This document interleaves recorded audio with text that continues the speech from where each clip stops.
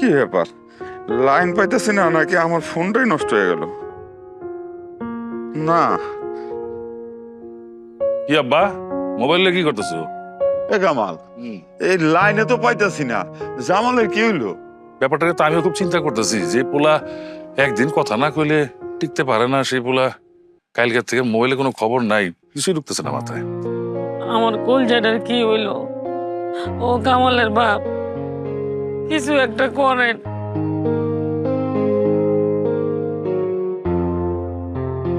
আর একটু হইলো তো সুমি কান্নাকাটি শুরু করে দিব। আব্বা, আপনি একটু দেলদুয়ার যান না। ওই যে বিদেশে আপনার ছেলের সাথে আরেকটা ছেলে থাকে না, ওর লগে যদি যোগাযোগ করে কোনো কিছু জানা যায়, একটু যান না আব্বা। হ, তাই যাইতে হইব। আব্বা,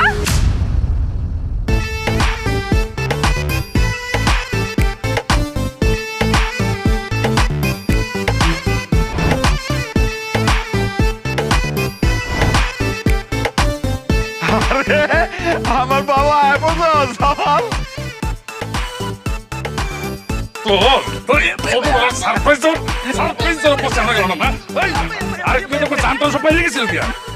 কিরে বাজান, তো ছোটবেলার মতো ভেলকে দেখানোর অভ্যাসটা এখনো আছে না?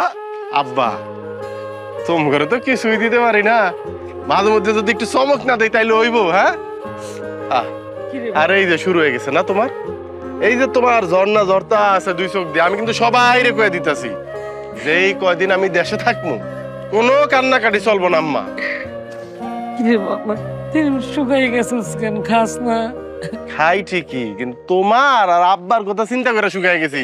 ফোন দিলেই কান্দাকাটি, ফোন দিলেই কান্দাকাটি, কান্দন যাইব না একদম। জামাল ভাই, তুমি কামটা ঠিক করছো? হ্যাঁ, দেখো তো সুমি এখনো বিশ্বাস করতে পারতাছে না যে তুমি আইছো। একটু জানাইলে আপনার কি এমন ক্ষতি হয়ে যায় তো? হ, আমি তোমারে কইতাম যে আমি বিদেশ আইতাছি, আর তুমি সবাই রে ডলপিটা এটা জানাই দিতা, তাই না? ওরে বাবা, বাইরে দাঁড়ায় থাকবি, যা ঘরে যা, বৌমা তারে লয়ে যাও। হাজান, দেখো তো ঘরটা কেমন হয়েছে। হ্যাঁ, তুমি যে টাকা পাঠাইছিলা এই টাকা দিয়ে এই ঘর করছি, পছন্দ হয়েছে?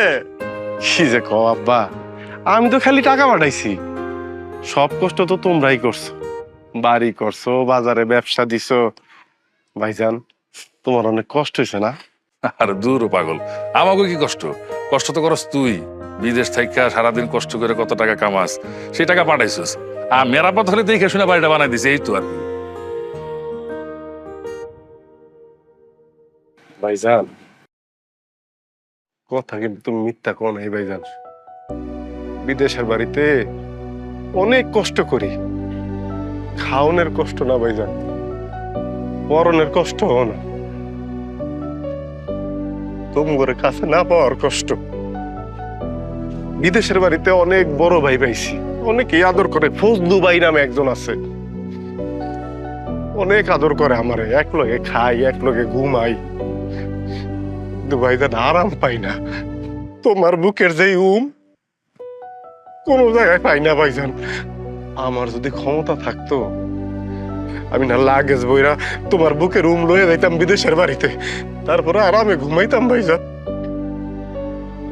দোয়া করিস ভাই, যাতে সারা জীবন এরকম একলগে থাকতে পারি। এক লগে থাকতে পারি কি ভাইজান?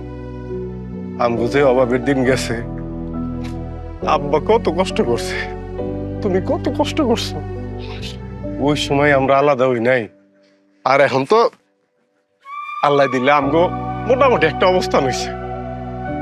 মৃত্যুর আগের দিন পর্যন্ত আমরা আলাদা হবো না ভাইজান, আলাদা হইলে বাঁচবো না ভাইজান, বাঁচবো না।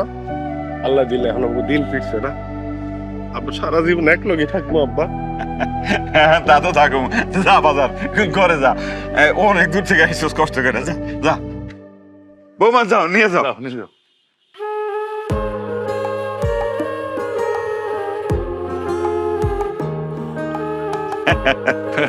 বাবা, আমি তো বাজারে গেলাম। হ্যাঁ, আচ্ছা, তাড়াতাড়ি আইস, তোমরা